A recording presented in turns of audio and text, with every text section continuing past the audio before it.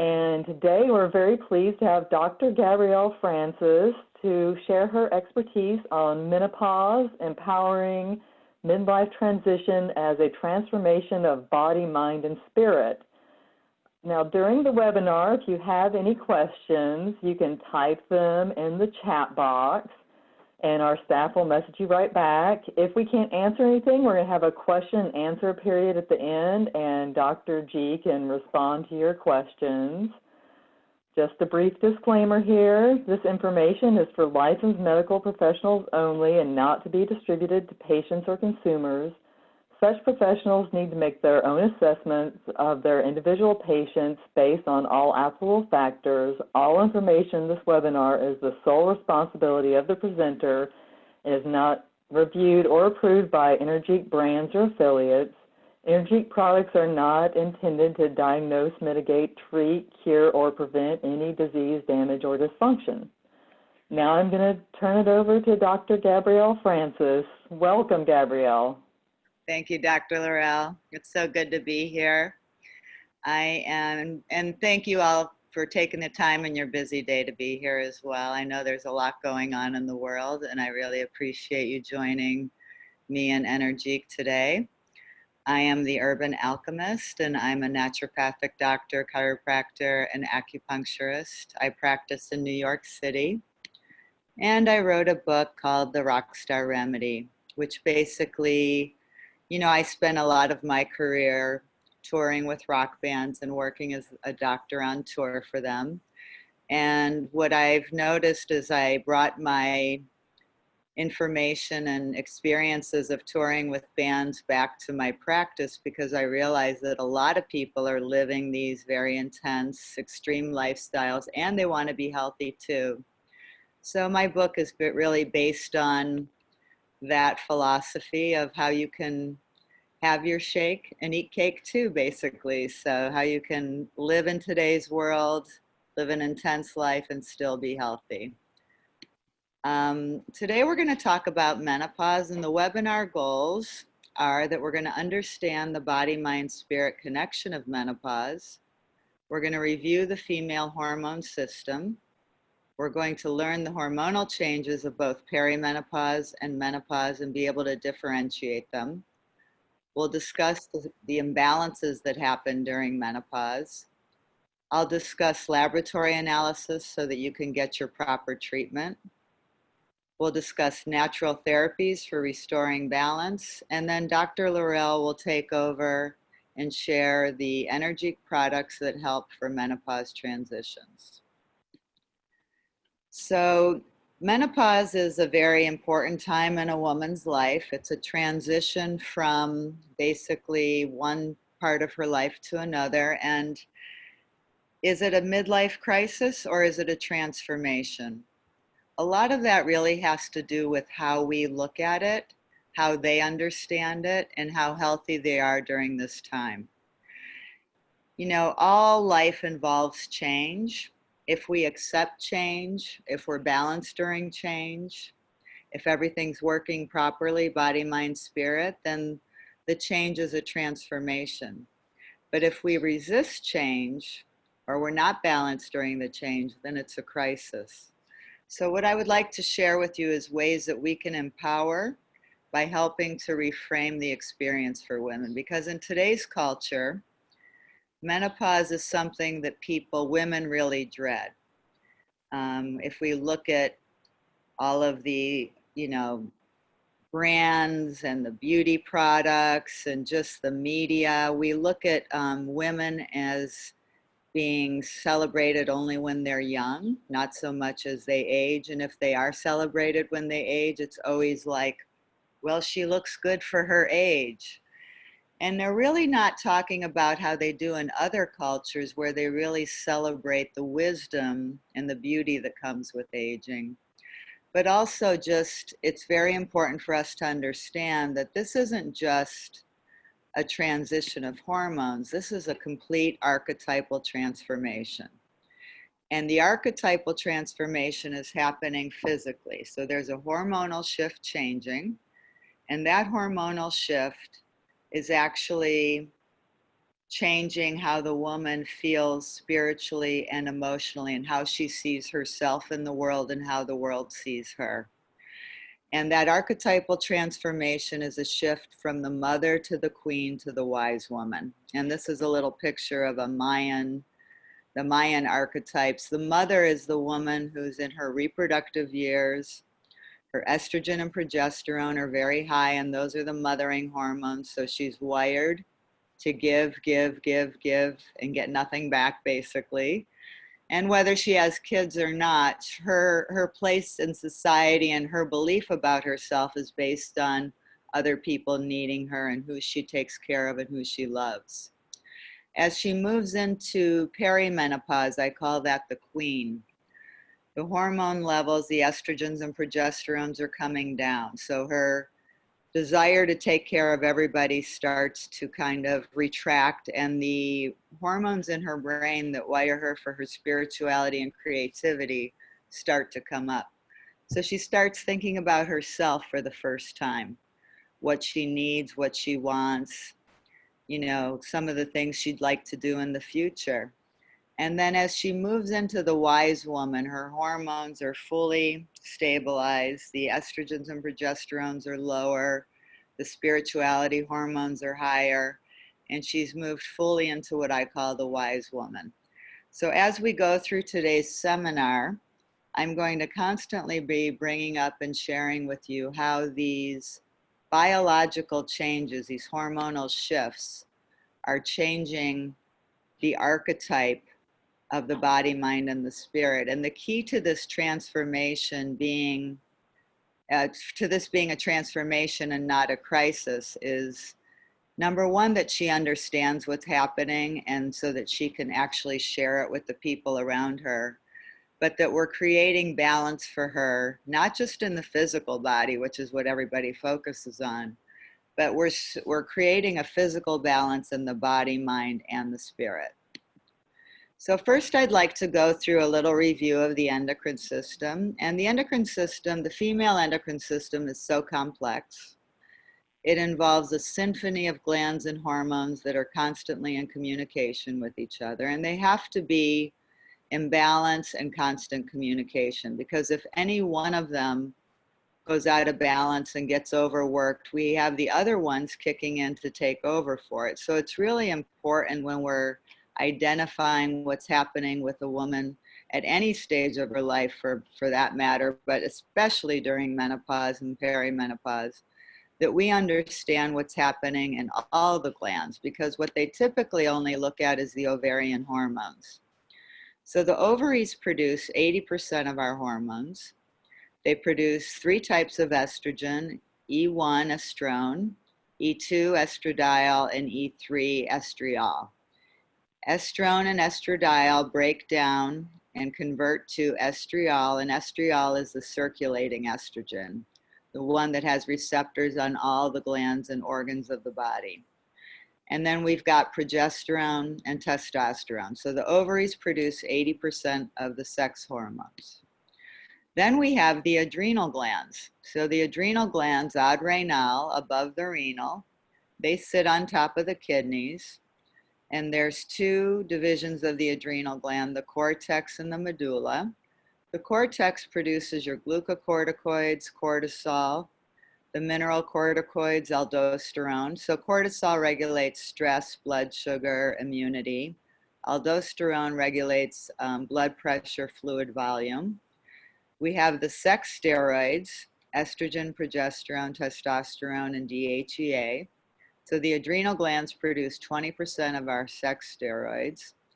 And then we have the adrenal medulla, which produces the adrenaline hormones of norepinephrine, epinephrine, and dopamine. And something very important to know is that in menopause, as the ovaries wind down, they stop producing the hormones, and the adrenal gland and the thyroid take over. So the thyroid and the parathyroid are very important during menopause.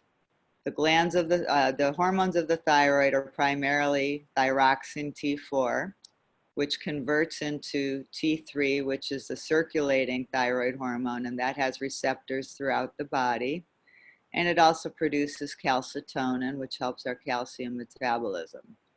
And then the parathyroid glands produce parathyroid hormone, and they're in charge of calcium storage. And as we know, a lot of menopausal women are struggling with bone density issues. So it's important to be including the parathyroid in the workup. But the thyroid and the adrenal basically take over in menopause, and they produce 20% of the estrogen and progesterone. So it's very important to make sure that they're working properly.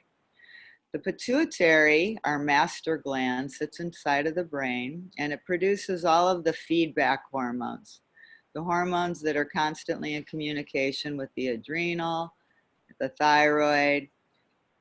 For menopause, we're going to be really focusing on the FSH and LH, follicle stimulating hormone and luteinizing hormone, because these hormones, I call them our queen hormones, the wise woman hormones.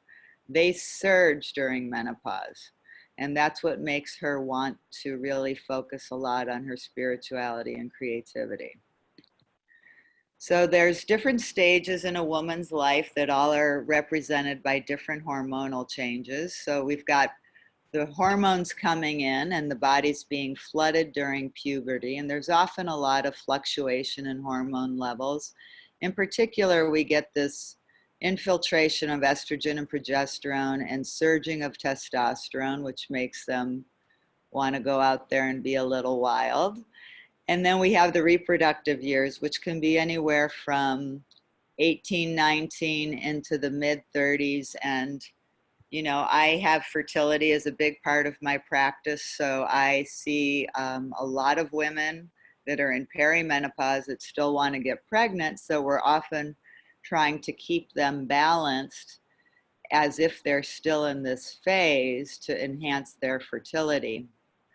Menopause is actually when the periods stop. So a full year without a period is menopause. And the reason a woman goes into menopause is she's literally used her last viable egg.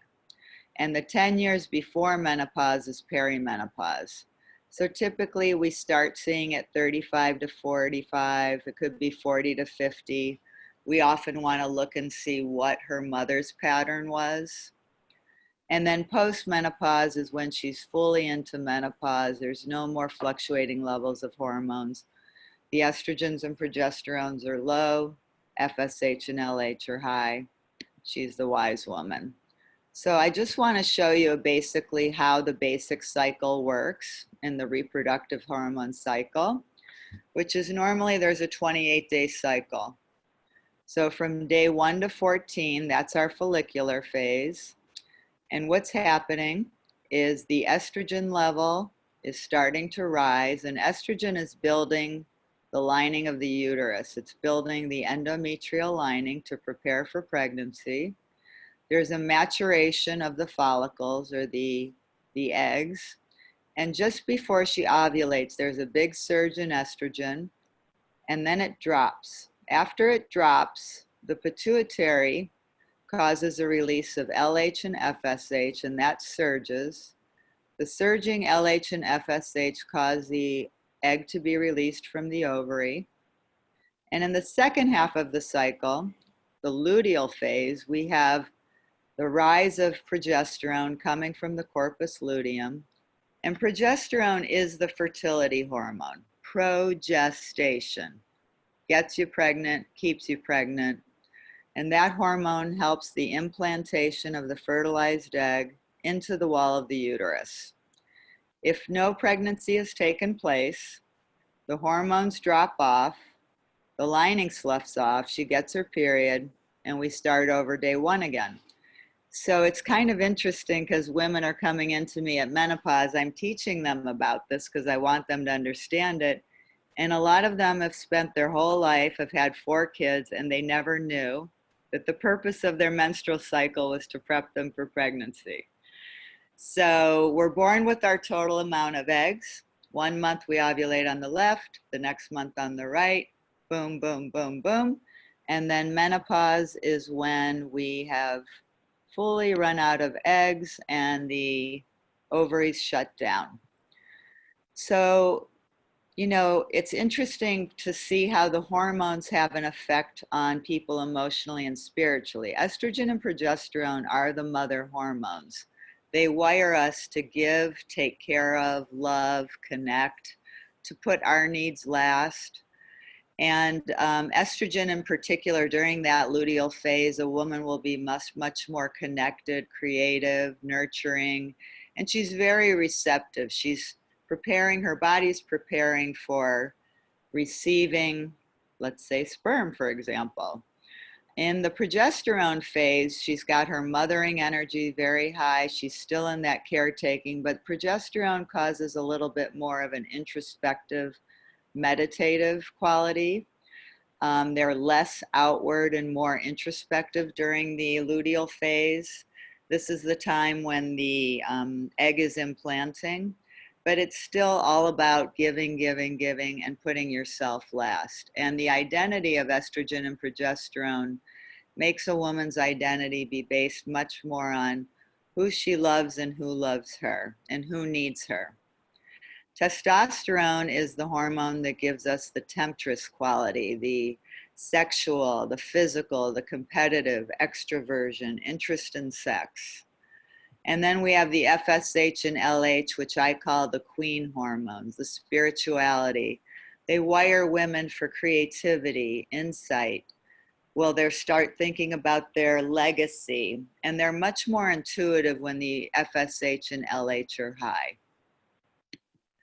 So what's happening during perimenopause and menopause is, if you see here, these are the puberty hormones. The levels are fluctuating. They're starting to come in. And during the reproductive time here, we have a high level of estrogen, a very high level of progesterone, and the overall FSH, LH is quite low. Then we move into the 10 years of perimenopause. During that time, we have fluctuating levels of hormones. Why is that? Well, because the ovaries are kind of winding down. And so the levels of hormones are fluctuating. In particular, the estrogen fluctuates a lot. It can be very high, it can be very low. The progesterone overall, for the most part, is plummeting. So after the age of 35, estrogen takes a nosedive. And then we start to see the FSH, LH rising. And once menopause has happened, a year after no periods, she's fully in menopause. If she's normal and healthy, the estrogen and progesterone will be about 20% of what it was before. And the LH and FSH will be very high. And so these are the hormones that are wiring her for her creativity, her spirituality, her intuition, her insightfulness, her queen and wise woman hormones. So the metaphor of menopause, I always tell my patients, basically what's happening is the ovaries are shutting down and the adrenal and thyroid are taking over. So I use the metaphor of a car often. It's like the engine's shutting off, but the gas tank and battery, the reserves are kicking in. And part of why so many women are suffering in our culture in menopause is because as the ovaries are winding down, the backup generators aren't kicking in. The adrenal and thyroid in our culture are being depleted because of constant go, go, go, go, and never recharge, okay? So the key to a healthy menopausal transition, physically, emotionally, and spiritually, is to not just be focusing on giving hormones because the ovaries aren't producing them anymore, but to really be replenishing and regenerating the backup generators. So a lot of the symptoms of menopause are related to some of these imbalances. The hot flashes and the night sweats are very much related, not so much just to hormone levels being low, because often women are very estrogen dominant during menopause. Their estrogen's high, the progesterone's low, and they're still having hot flashes. The hot flashes and the night sweats are often related to the actual fluctuating levels of hormones. Insomnia and anxiety, those are often related to the high cortisol or the low serotonin and GABA.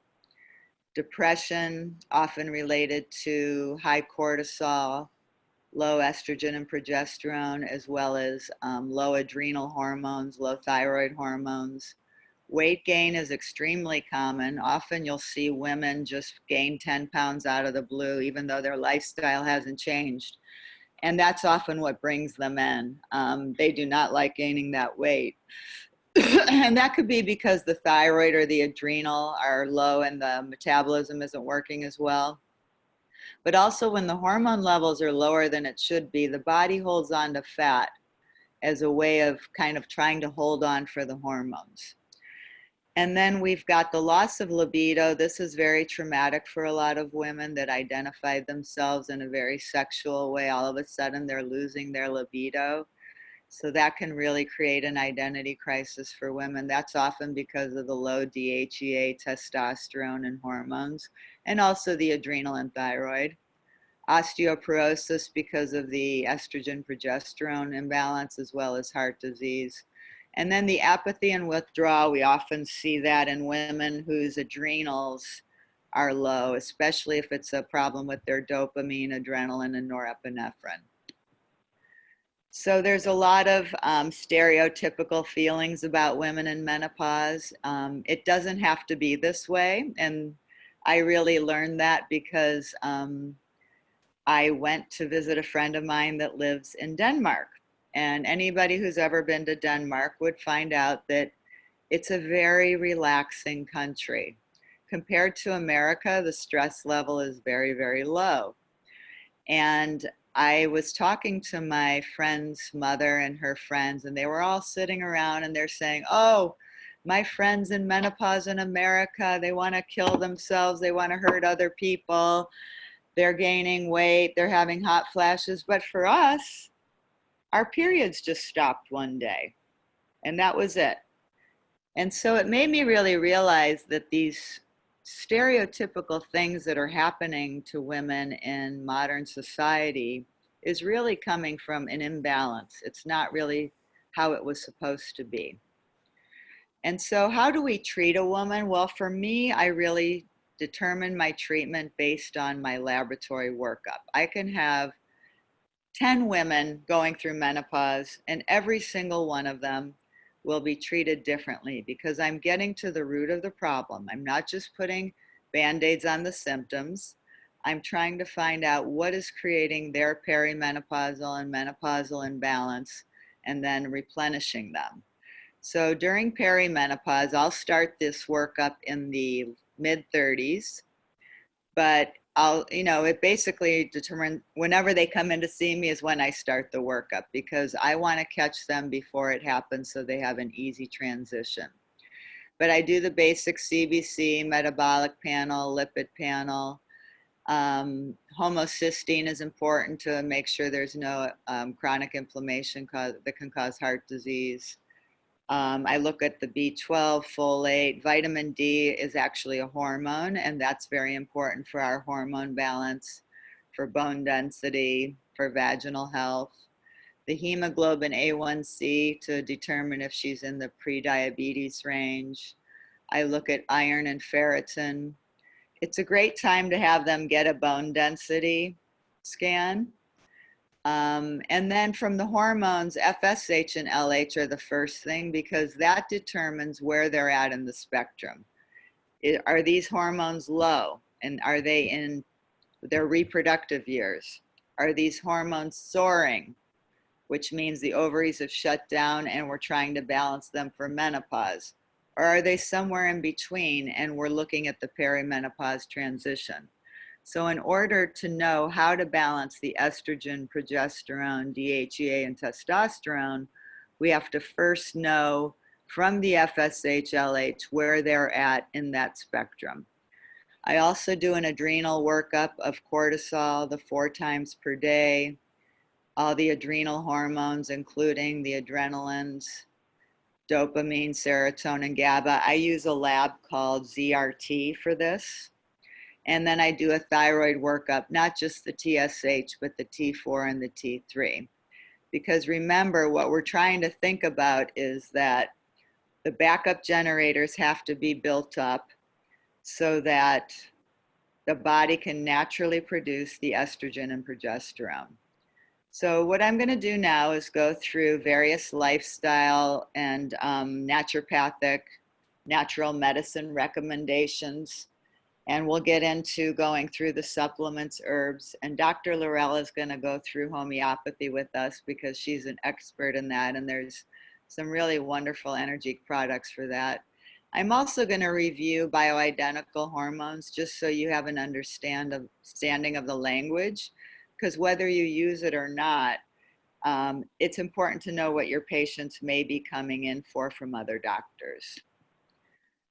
Very important that a woman is eating whole foods. It's not always possible to get 100% organic, but we do want them to think about getting all the phytonutrients from the rainbow diet, because this can also be very helpful for balancing hormones.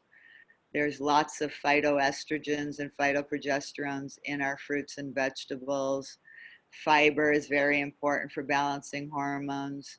And then we know that the cruciferous vegetables are very important for helping when someone has estrogen dominance. One thing that we always want women to do, whether they're at any stage of the life, is to avoid xenobiotics. And xenobiotics are also known as xenoestrogens sometimes.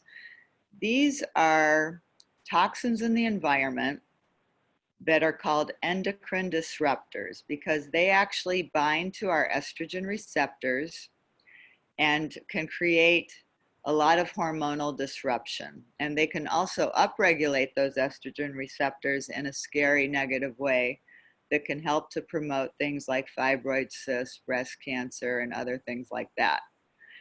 The xenobiotics, I call them the 3 Ps: pesticides, plastic, petroleum. Pesticides we're getting from non-organic fruits and vegetables, but also from non-organic dairy and animal products. The plastic is coming from the drinking out of plastic water bottles and plastic packaging. As soon as light hits plastic, the plastic's getting mobilized into that water. So we really want to reduce the amount of plastic bottles people are drinking out of. And then the petroleum we're seeing mostly in skincare products, cleaning products, hair care products. So we want people to start shifting away from these low-grade endocrine disruptors into more natural products. Fitness is very important to promote when women are in peri-menopause and menopause, and we want it to be a combination of flexibility training like yoga and stretching. I believe that flexibility is the key to longevity, and flexibility in our body promotes flexibility in the mind and the spirit. The aerobics is essential for heart health, for anti-aging, for weight control, for energy. The weights are very, very important. Weight-bearing exercise for the bone density and bone health, and balance is included in all of these. All of these help a woman's balance and help neuroplasticity during this time. I usually recommend that she has a program that incorporates all of those things together and that it's something she enjoys, okay? In order for people to really follow through with fitness, they have to like doing it. And I always like to consider a woman's lifestyle. If she works as a nurse and is taking care of people all day, maybe her exercise is a solo adventure and a time for herself to re-nourish.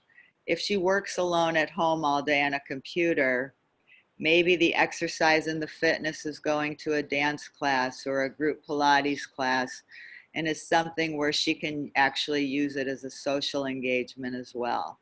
So we have to know our patients and we want to guide them towards what will work best for them. You know, this is a time where for the first time in her life, she's starting to want some work-life balance and time for herself. But the people around her are not used to this. And the family and the kids and the partner and the work people are all going, what happened to you? You used to be so happy to do. Now you're like, I need time for myself and I want to go take a belly dance class, and I'm going to do a trip with my friends. So she's starting to have these new ideas coming in, especially coming in during the perimenopausal time. And it's so important for her to be unapologetic about that. And how she can be unapologetic is by being educated to understand that these desires to go to yoga instead of pick up the kids from soccer practice is totally normal. That's exactly what you should be doing at this time in your life. But you have to communicate it with the family.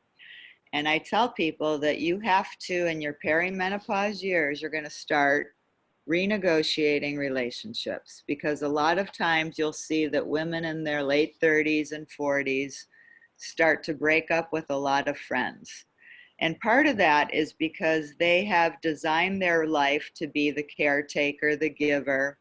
And now all of a sudden they're not feeling those urges. Those hormone levels are coming down. They're thinking about themselves and what am I getting out of this? And so they're wanting more of a balance in relationships.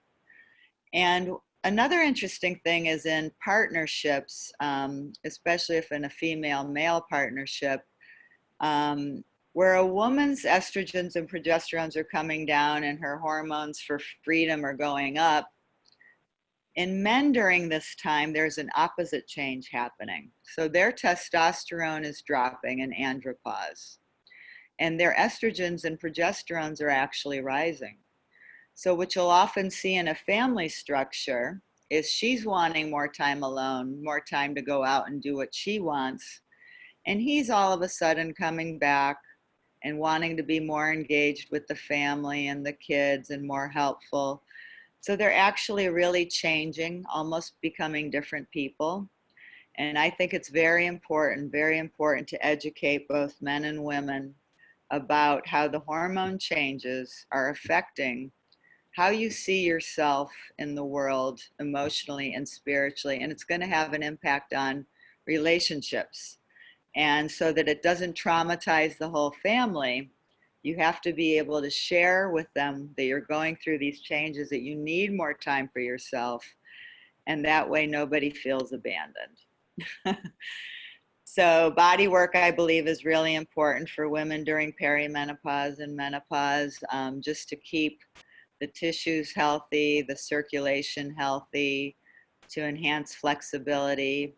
Chiropractic and massage can be very good for a lot of the musculoskeletal aches and pains that happen as people get a little older.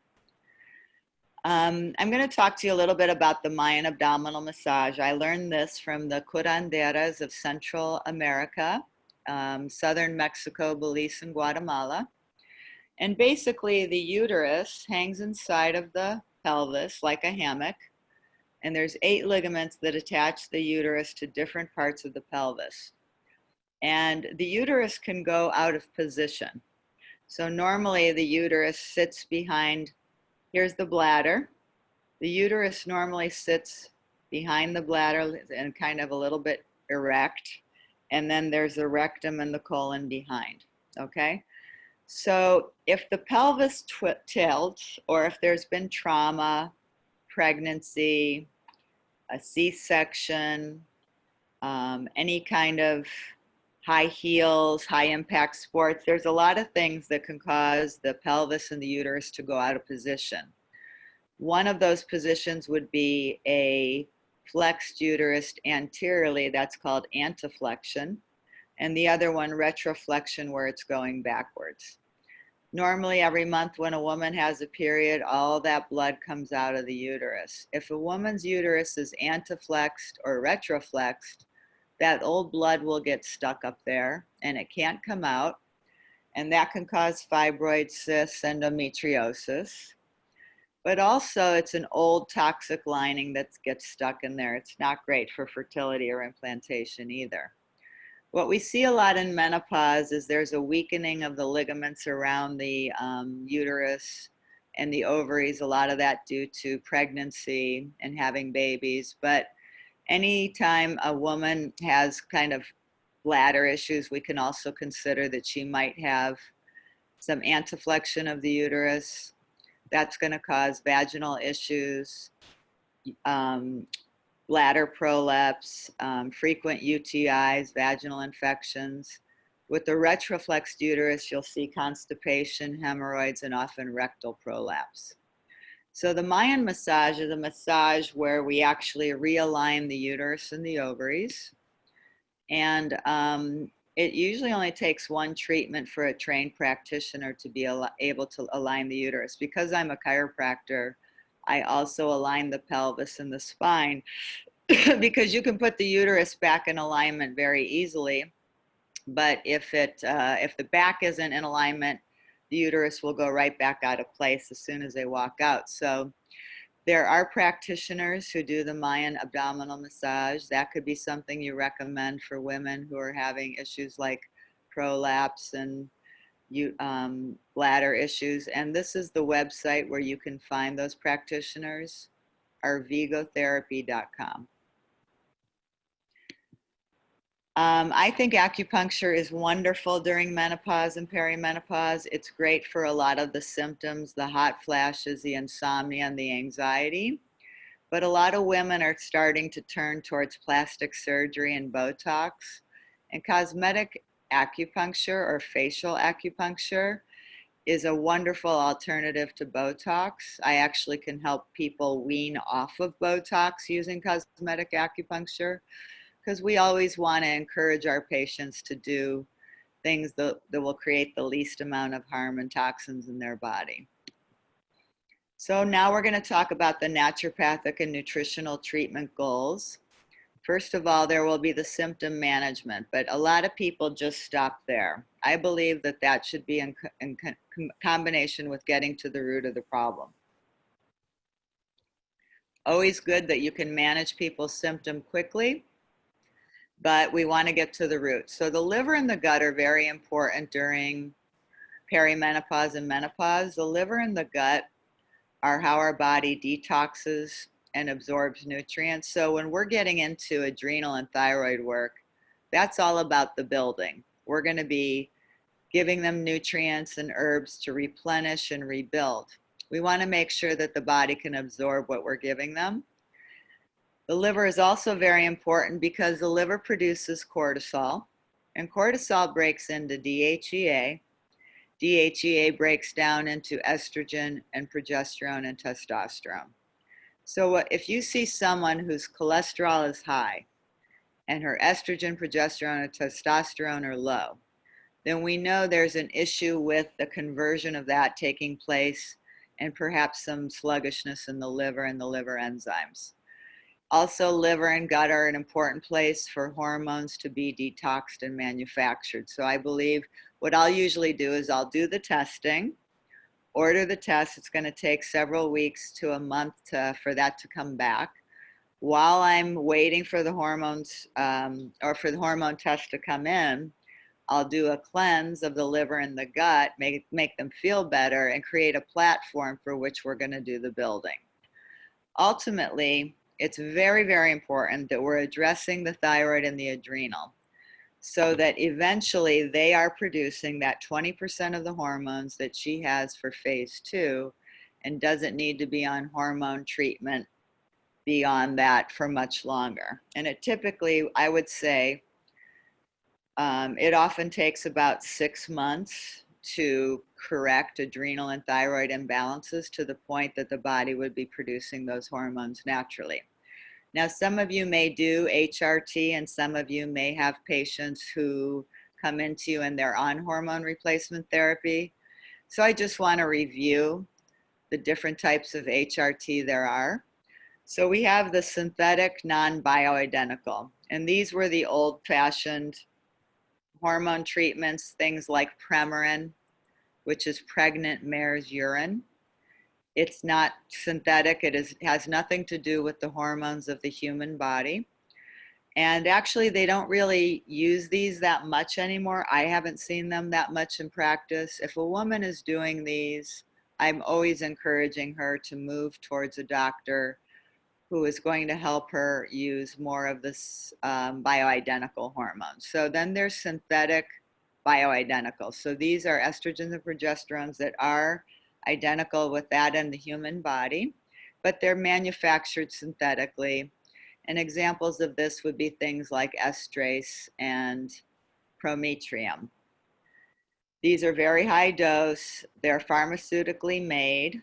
The insurances pay for them. And, you know, normally you can't patent something that's naturally occurring in nature. And so in order for the pharmaceutical companies to be able to patent these, they create a delivery system, whether it's a patch or something like that, that makes it unique and something that they can produce pharmaceutically. Then we've got the bioidentical natural, and these would be the ones that are made in compounding pharmacies. The soys come from a base of estrogen. Soy is the base for the estrogens. And typically what you see in the estrogens is not just estradiol, which you see in this one, but it's E1 and E2, 3. So in E3 as well. So typically you'll see compounding pharmacists use 10% E1, 10% E2, and 80% E3 because that's the least dangerous fast-acting estrogen. 10 to 10 to 80. And then there'll always be some wild yam-based progesterone as well. And these are customized based on a person's labs. And then the other type of bioidentical are the pre-made creams that you can often see in places like Whole Foods or online. And typically you'll see the estriol from a soy base, the progesterone from a yam base. And these pre-manufactured creams are about 10 to 20% of what you see in the bioidentical compounding formulas. It's always important if somebody is on HRT or you're considering using it, even if you're considering using the herbal types for people, is that you know their breast cancer risk and history.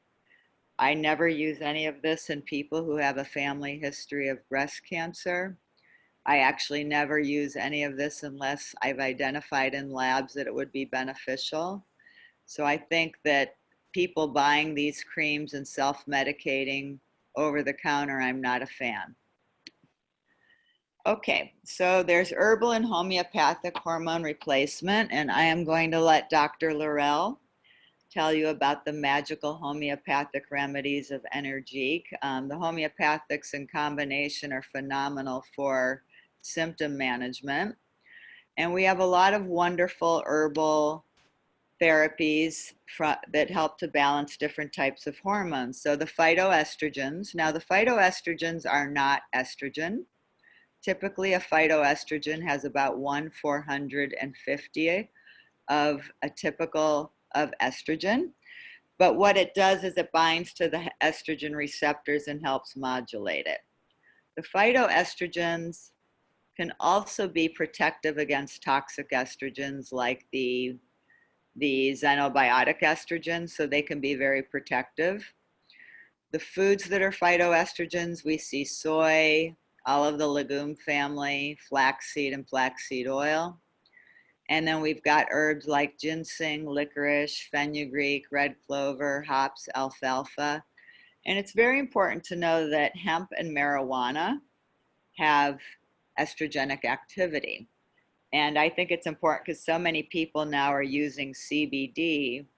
You know, if you have a patient who is estrogen dominant, and a lot of perimenopausal women are, you would probably want them to avoid those kind of CBD and marijuana-based products. The essential oils that are phytoestrogens, lavender, geranium, jasmine, and rose, to name a few. And then we have the phytoprogesterones, such as Vitex, the Mexican wild yam. Vitex is phenomenal for helping build up people's progesterone levels. It's also a great fertility herb. It helps work on the luteal part of the ovarian function. The wild yam is often the base for most of the progesterone creams. Evening primrose oil. Maca can work with progesterone and estrogen. And something to really consider with progesterone is to do things that help to lower cortisol, because the DHEA breaks into estrogen, progesterone, and testosterone. But in the progesterone pathway, it can be shunted towards progesterone or cortisol. If somebody's stressed or they're eating a lot of sugar or carbs, that will cause the DHEA to shunt towards cortisol production and away from progesterone production. So one of the ways we help progesterone to get balanced is by reducing carbs and sugar and helping to do relaxation techniques to lower cortisol. Now, the testosterone food and herbs, you'll see a lot of these are some of the most famous aphrodisiacs. Many of the aphrodisiacs actually are things that naturally help to produce testosterone, whether it's because they've got zinc and B vitamins in them, or whether they have more of the hormonal precursors like DHEA.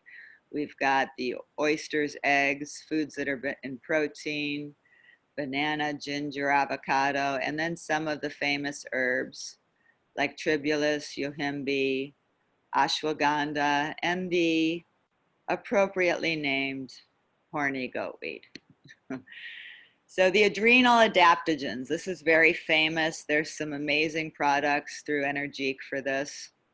Adaptogens can help to upregulate or downregulate adrenal hormones, and they include some of our mushrooms, nettles, moringa, astragalus, ashwagandha, ginger, basil, ginsengs, red raspberry leaf. The naturopathic pharmacopoeia is incredible for adaptogenic herbs. And then the other way I work with adrenals, and my preferred way on some levels when I'm talking about more getting to the root of the adrenal problem, is I work with targeted amino acid therapy. So I'll test the levels of serotonin, GABA, dopamine, adrenaline, cortisol, and then I treat appropriately. So what we'll see is cortisol causes a lot of anxiety, insomnia, irritability, but it also contributes to the weight gain around the middle that we often see in menopause and perimenopause, and it can also suppress the immune function. When we see low dopamine, norepinephrine, and adrenaline, it's very common for dopamine, norepinephrine, and adrenaline to be low in menopause and perimenopause. This is the battery juice, and it usually gets depleted because they've been go, go, go, they never recharge. And these neurotransmitters give us make us want to engage, to be social, to follow through with activities, to show passion, enthusiasm. It also helps our metabolism. When those hormones are low, you'll see that there's an apathy, a blah, a withdrawal, a loss of interest in things they used to have interest in. It can cause weight gain and a loss of sex drive, and be socially more disconnected and disengaged. They also may be drawn towards stimulants and things that can self-medicate for these things being low. And then we have the things like serotonin and GABA, which are calming neurotransmitters.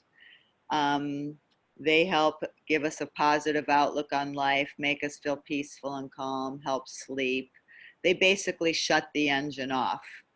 And when serotonin and GABA are low, you're going to have anxiety, insomnia, irritability, a constant feeling of doom, like something's wrong. And literally, they'll just feel a low-level agitation and quite gloomy as well. And always like something bad's going to happen. And so a very common pattern that we see in menopause is what I call tired and wired, where the cortisol level is high, the serotonin and GABA are low, so the engine's never shutting off. And if you can't shut off the engine, you can't fill up the gas tank in the battery. So you'll also see that the adrenaline is low. And so the pattern will be that they feel irritable, agitated, they can't sleep, they're hot. At the same time, they're deeply exhausted, apathetic, and run down. So it's a bad combination. And it's also a crisis combination. And often what I'll do is work on the adrenals by using amino acid therapy.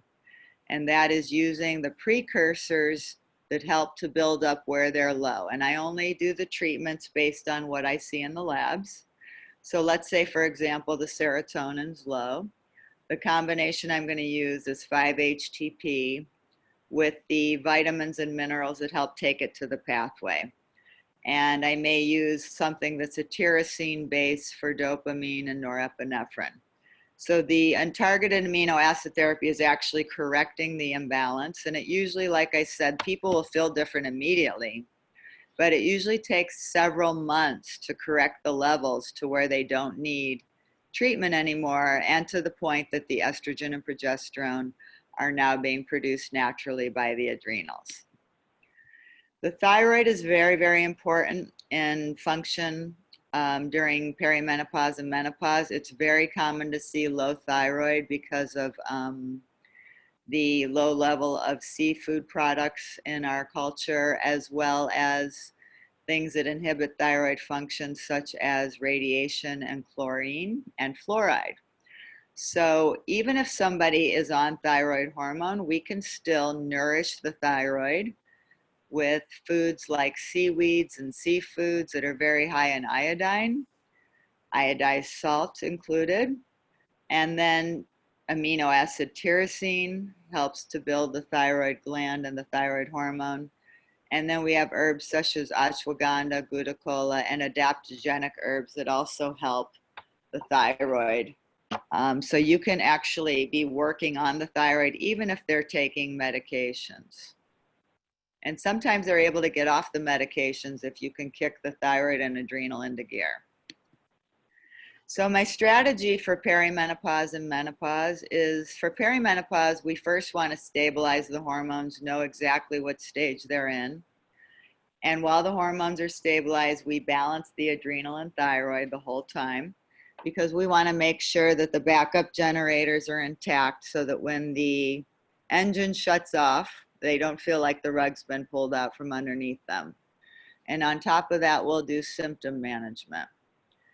Once a woman's fully in menopause, we're trying to create a hormone balance of 20% of estrogen and progesterone of what she had before. That's normal for menopause. Normal for menopause is not no hormones at all. And normal for menopause is not taking bioidentical hormones that have the estrogen and progesterone of a 20-year-old. Because if you do that, and I see a lot of doctors doing that, they've got some women on hormones and they're still having periods. And guess what? They're also acting like 20-year-olds. They're not becoming the queen that they're supposed to be. They still care too much what other people think about them. They're still in people pleasing, and they aren't getting the benefit of being the queen. So if someone does need hormone replacement, what's normal is 20% of what they were before. And at the same time, we're building the adrenal and thyroid and doing maintenance. So how we empower a woman in perimenopause? Well, we really want her to celebrate that this is a death and rebirth going on, and to really understand what's happening in her biology and her hormones is affecting her emotionally and spiritually.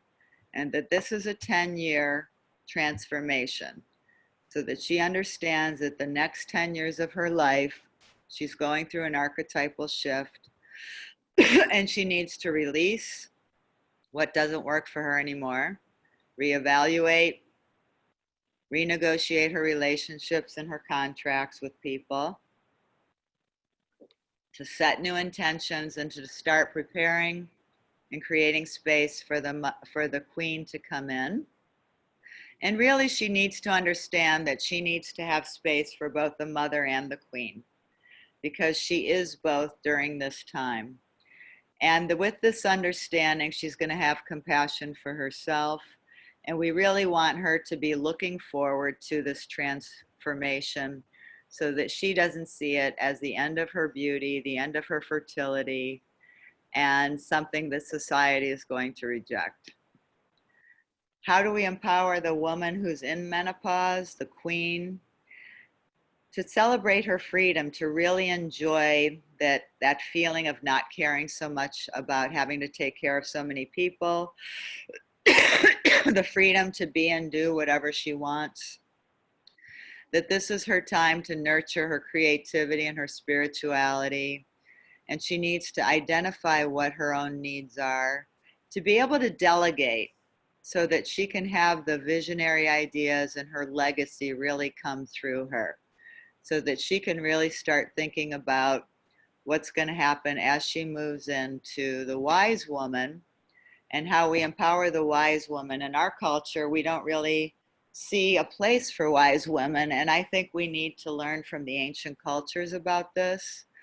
The wise woman is in every family. She's the elder. She has so much to share with us about mothering, about healing, about relationships, because she's been through all of that and she has the wisdom. And her time now is for nourishing her spirituality, her creativity, and having kind of complete spiritual freedom so that she can enjoy this introspective time of her life. And so there it is. My goal with you is to really show you that this archetypal shift from the mother to the queen to the wise woman is something that should not be seen as a disease or a crisis, but as an empowering transformation. And our job is to help people understand it and to keep them balanced so that they can enjoy and look forward to this sacred time. Thank you. Thank you, Dr. G. That is a great message. I do really appreciate your whole person approach to this important life transformation. Thank And you. Dr. G had asked me to talk a little bit about Energique's spagyric process. This is the unique method that we use for extracting, making our herbal tinctures. And no one else in the United States is really doing this on the scale that Energique does. And why we are so dedicated to it is that we are able to pull out the full complement of a plant's bioactive ingredients, including the mineral salts. You know, many of the benefits of some of these plants are not just in their polyphenols and these other organic compounds, but the minerals that they're bringing to the picture, and we make sure that those are reincorporated into these herbal extracts also. And the other really unique thing about our spagyric extraction is we're using this constant circulation during the extraction process that makes highly bioavailable herbal constituents. You know, there's these herbal constituents, things like curcumin, that everyone worries about the bioavailability of, and here we use this ancient extraction method that can make this beautiful bioavailable product that might even beat some of the fancy, more lab design types of products that are in the